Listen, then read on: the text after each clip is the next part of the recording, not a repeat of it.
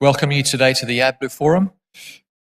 We have certainly had some interesting discussions, very heated debate in this room in the last 2 days. If you've been involved, you'll know probably more debates and disagreement at an integer conference in Europe than I think I've seen before. It reflects the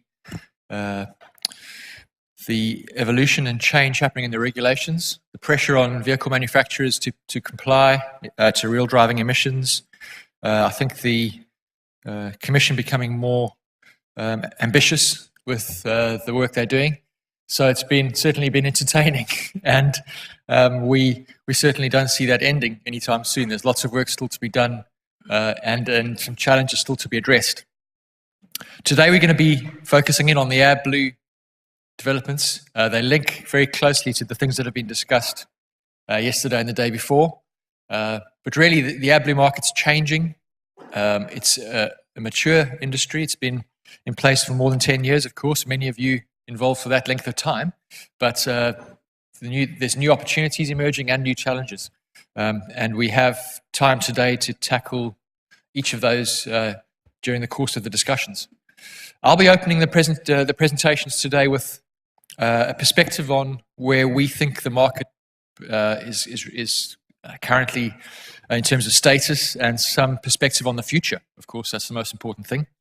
And then we have great presentations from some experts around Europe looking at particular topics, and a couple of panel discussions which will be particularly interesting.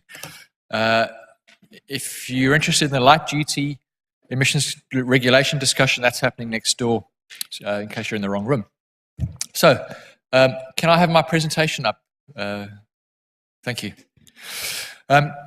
As I said, I'll be giving us a keynote opening address on the AdBlue business. And I was reflecting yesterday on AdBlue in Europe and thinking of some kind of allegory, if you like, to describe where we are. And I have thought of one. It's slightly irreverent and flippant, so please don't be offended. But I think I'd like to draw some interesting conclusions, and I think it might be interesting for you. I grew up in the church, going to Sunday school and listening to the sermon every Sunday. And I remember the minister often saying, coming to Jesus at church would make your heart whiter than snow and purify you, and so on. It was a very compelling message, very compelling, of promising many things. And I think if I compare that to, this is a big shift in focus, but if I compare that scientifically to SCR technology, bear with me, and AdBlue, I think if you're a scientist or a chemist, you can't help but have some kind of admiration at the beauty of SCR technology. I've been around this for a long time, and I really do think that. If you take the fast SCR reaction, any chemists here, the fast SCR reaction, it's an extremely elegant solution to a very complicated problem. You take a very big pollutant issue, NOx, you add ammonia, the molecules combine and they produce nitrogen and water. Sometimes you forget how elegant that is. It's an incredibly elegant solution. Of course, it's got mired in all kinds of complexities, but I almost feel like that's an evangelical message, a religious message we should be sharing more of.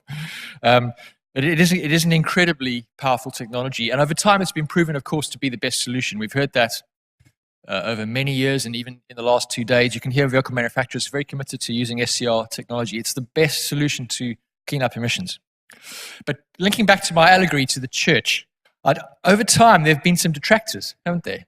If you were around 10 years ago, 12 years ago, even at this conference, you would have heard a presentation from the head of powertrain from Scania. I think his name was Holger Samuelson, but I might be wrong. Anyway, he gave a presentation at this conference in Brussels, and he said that there will be no need to use SCR for Euro 6. Euro 6 can be met without any inconvenience to customers. You can use EGR and other methods to meet the Euro 6 standards. That was a presentation in 2006. You'd have to say the truck industry must have been at a dangerous moment at that point, because there must have been some discussions happening which were then repeated a few years later in the car industry, because that discussion must have been relying on some rather suspicious emissions test control procedures, you have to say. because we know now that there would have been no possibility to meet real driving emissions for Euro 6 with SCR, without SCR. And MAN and Scania in those days were kind of like the teenagers at the back of the church. They sit at the back smoking and joking and not listening to the message. But they did come to Jesus. They did. And in fact, they became some of the most passionate advocates of SCR technology in later years. And we've seen how committed they are. Scania's vehicles were some of the earliest to use very high dosing rates of AdBlue. So they did realize that there was a certain inevitability, scientific inevitability with using SCR. Of course, for some reason, emissions control brings out the worst in companies because the truck companies were very good ultimately at implementing technology which was compliant and very clean. I'm always staggered to see the Euro 6 real-world driving emissions results for trucks. We saw Transport for London presenting results yesterday on their Euro 6. Did you see that presentation? Euro 4 and 5 NOx buses, bus cycle performance is terrible. Euro 5 NOx emissions for buses, it was even higher than Euro 4 on a bus cycle. But Euro 6 compliance, even for that very difficult bus cycle, is staggering. It beats the standard.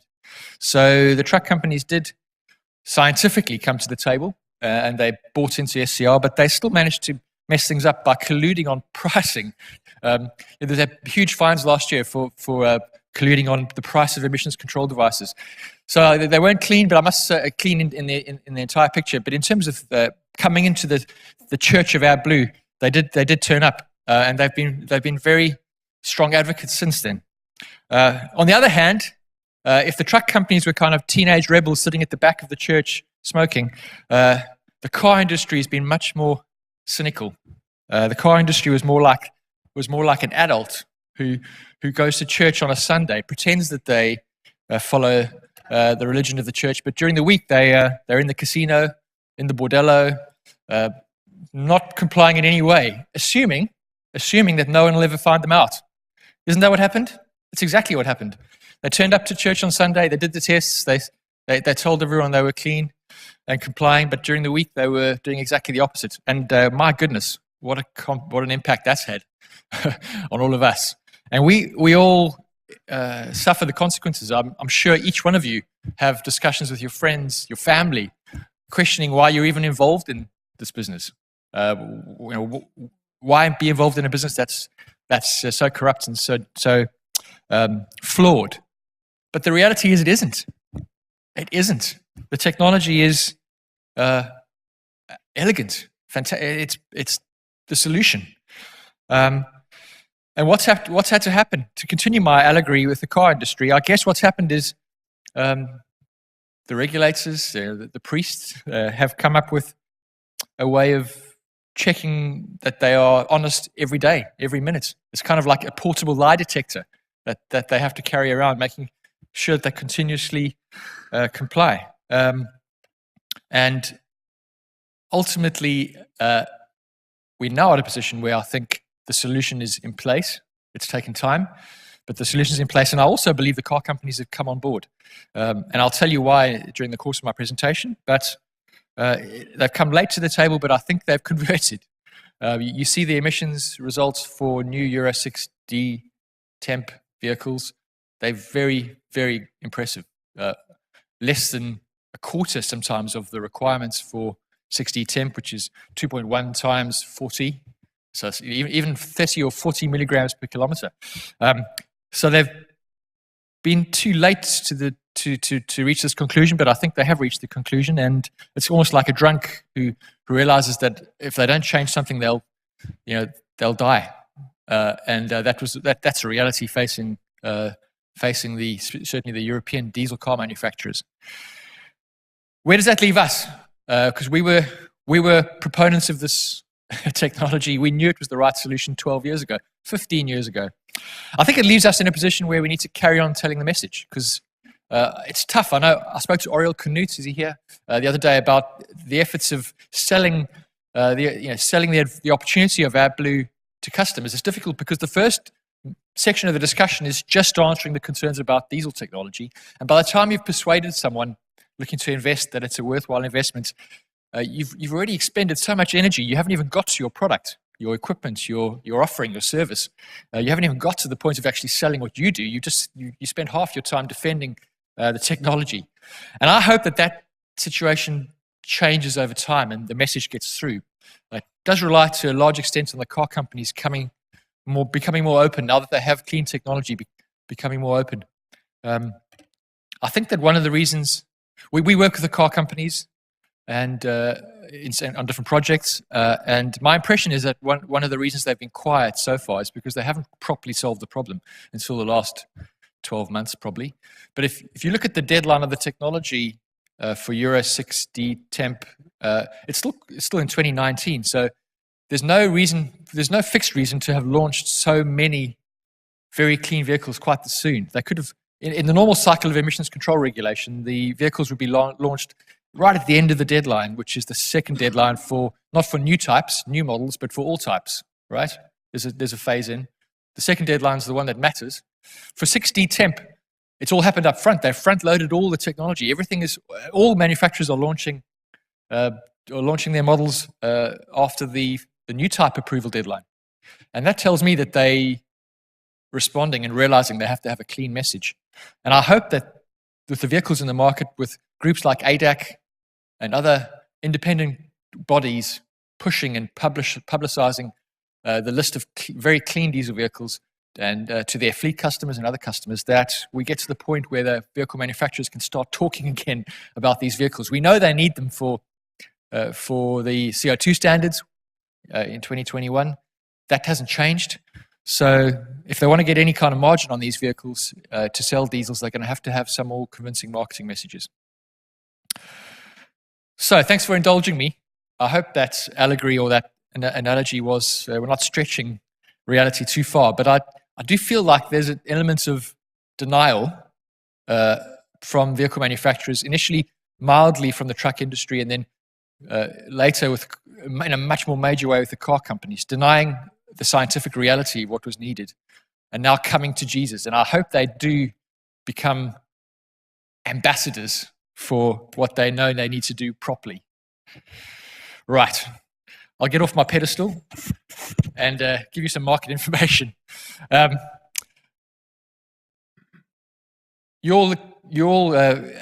of you are subscribers of our products, and you know we publish information. So I've drawn some key information from our monitor, which is published every quarter, and our annual forecasts. We go through a cycle of updating our annual forecast for AdBlue globally. We have a team of only 4 people, so we go through them sequentially. We're currently busy during the May to July months. We do our European forecast, so we're halfway through the European forecast, so it's a good time to tell you where we are.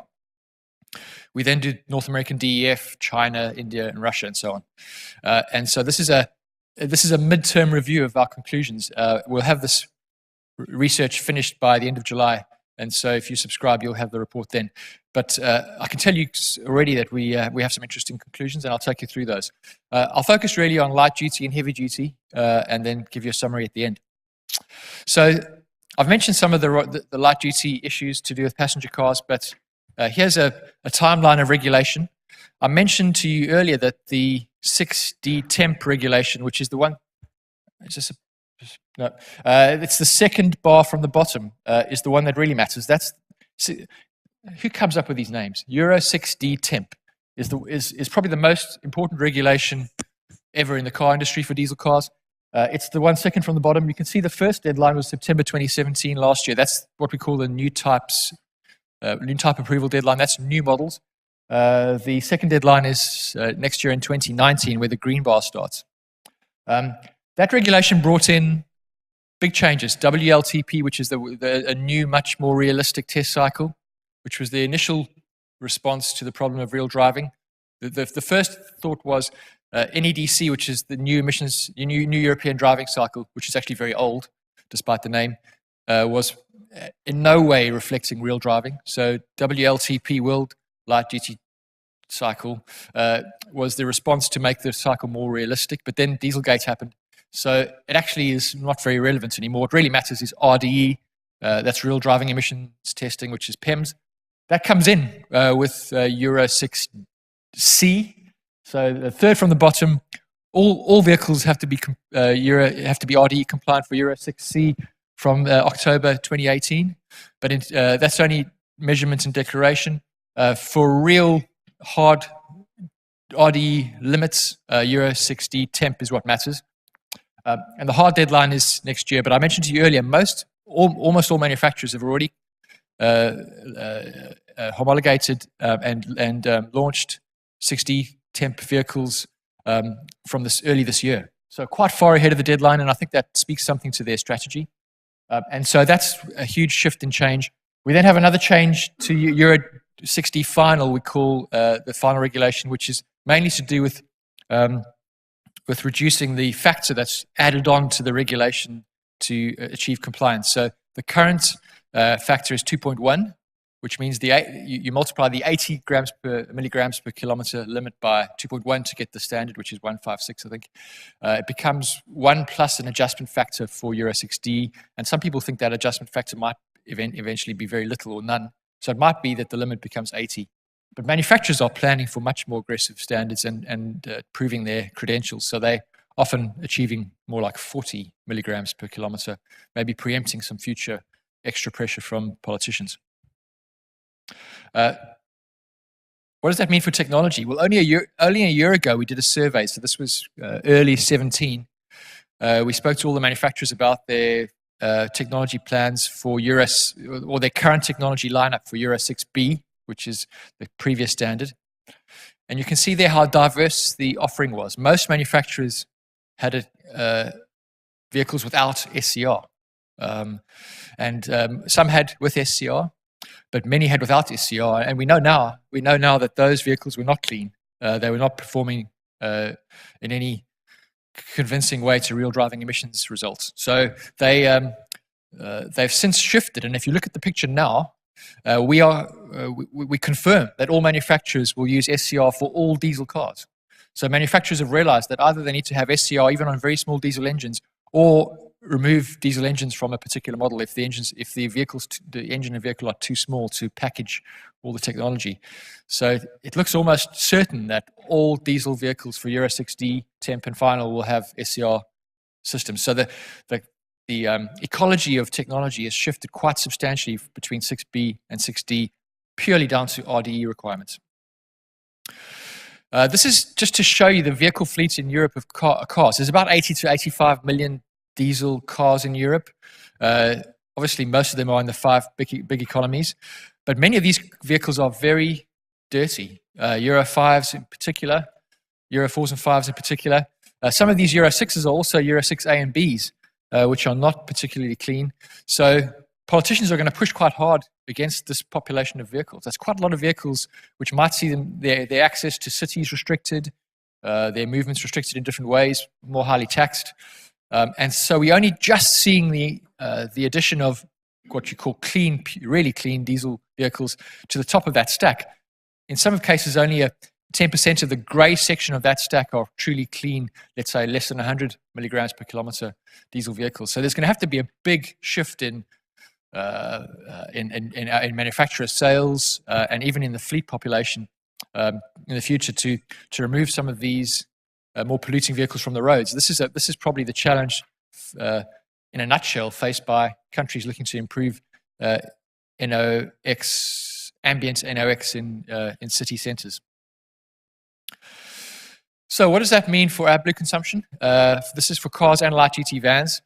Just to say the methodology we use and you use, I'm sure, is to add all the factors together to work out how much AdBlue is going to be used by a vehicle. In the past, for passenger cars, we had to scratch our heads quite hard and work out which vehicles would have SCR and which wouldn't, which would be using lean NOx traps and so on. From 6D temp, we just can almost safely assume everything is SCR, so that it removes that uncertainty from the equation. But what changes is the AdBlue dosing rate, and that has a very profound impact on AdBlue consumption overall, because just an increase from 1 gram per 1,000 kilometers to 1 liters per 1,000 kilometers to 2 liters per 1,000 kilometers doubles the consumption, of course.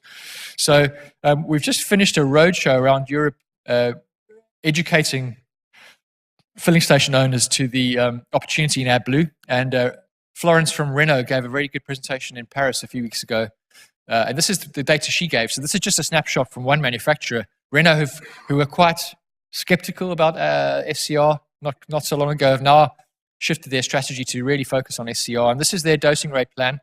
And the column second from the left with 1.5 at the top, that's the dosing rate they expect for Euro 6D temp, what she calls step 1.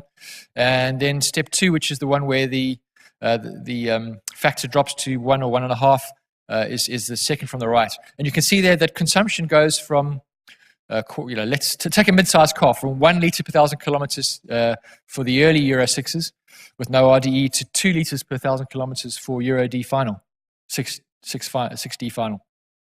And similarly for N1 light duty vans, you go from 2 to 4.5 litres, so a very big jump. It shows the level of additional NOx removal involved in those vehicles. So this is mirrored by other manufacturers, normally doubling from early Euro 6 to Euro 6D final. 1 to 1 doubled to 2.5 times the early dosing rates. So you're looking at comfortably 2 litres per 1,000 kilometers and sometimes 3 for SUVs. So that needs to filter into your evaluation of litres consumed. In terms of diesel cars, I guess the question about the future is open, but I believe manufacturers have to defend their diesel market share because of CO2. So we take a relatively bullish view. Of course, despite the bad news in the press, diesel sales so far have held up more than you'd expect. I guess there's some momentum in the system, and fleet buyers keep buying diesel vehicles for economic reasons. But you can see there, the scandal was in 2015, 7.3 million diesel cars sold. By 2017, there were still 6.9 million diesel cars sold in Europe. Going forward, this is LMC, who we work with for our forecasts. They're still predicting about a third of vehicle sales will be diesel by 2024. In our assumptions, we're being a bit more bearish. We think more like 25% by 2025. 20 to 25% of cars will be diesel by 2025. But that's still a big share of car sales. And so this is our forecast of SCR-equipped cars and light-duty vans going forward. And because Euro 6D is being implemented, we still see an increase in, this is not diesel sales, this is SCR-equipped light-duty diesel sales. And you can see it still increases through to the final implementation of Euro 6D. We then see the peak, and then we think that decline in diesel sales will have an impact, and you'll start seeing a declining sale of diesel vehicles. But we still think there'll be 5 to 6 million diesel cars and light-duty vans sold in Europe from the introduction of Euro 6D, with then a decline as diesel vehicles decline as a share of the total. So the population of vehicles continues to grow for a long time for light-duty, and that means when we add together the fleet using AdBlue plus the consumption, we predict this kind of growth rate. We think about 1.8 billion litres, 1.8 billion litres of AdBlue by 2022, something like 2.5 billion by 2027. That's taking into account those assumptions of quite aggressive decline in diesel vehicle sales as a share, plus those increasing dosing rates. Right.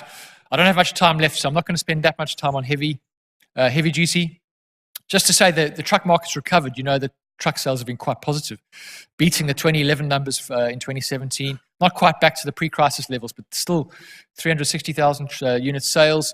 This is we're in the middle of recalculating our fleet assumptions. This is the end of 2016 fleet. So you can see at that point, that's a year and a half ago, 60% of the fleet was still Euro 3 and less in Europe. Roughly speaking, the fleet is renewed every 10 years in Europe. So 10%, there's a 10% shift in the emissions class to the left every year, roughly. So by the end of 2018, we'd expect something like 30 to 40% of vehicles in Europe to still be Euro 3 or less. And Euro 6, heavy duty, to be something like 35 to 40% of the whole fleet in Europe by the end of 2018. These numbers will be updated in the next few weeks. But you can see it's a big difference between the main economies, EU 15 economies, and the less developed countries. Some countries had a very slow truck sales after the crisis, and there's still a fairly big share of Euro 3 and less, probably still half in those countries by the end of 2018. But the fleet is turning over quite quickly as the market develops. So the other thing to say is older trucks are used less.